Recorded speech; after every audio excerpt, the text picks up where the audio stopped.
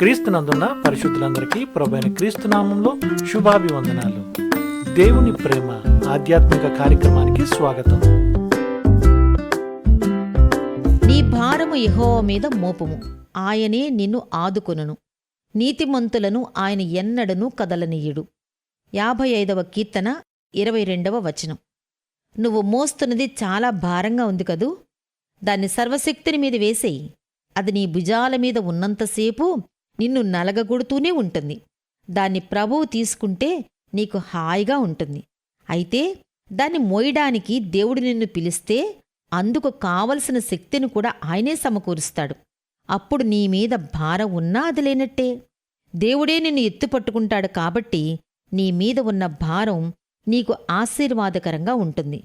నిన్ను క్రిందికి వంచేస్తున్న విషయాన్ని ప్రభువుకు అప్పగిస్తే నువ్వు తిన్నగా నిలబడేటట్లు ఆయన నీకు సహాయం చేస్తాడు. శోధనలు వచ్చినప్పుడు అవి మనలను సేవామార్గం నుండి ప్రక్కకు లాగివేస్తాయేమోనని చాలా భయపడతాం. అయితే ప్రభువు ఎప్పుడూ అలా జరగనీయుడు.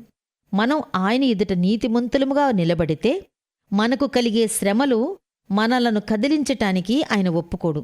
యేసులో మనలను నీతిమంతులుగా అంగీకరించినవాడే మనం పడిపోకుండా యేసులోనే ఉండేటట్లు కాపాడతాడు. మరి ఈ ప్రస్తుత పరిస్థితి ఏమిటి?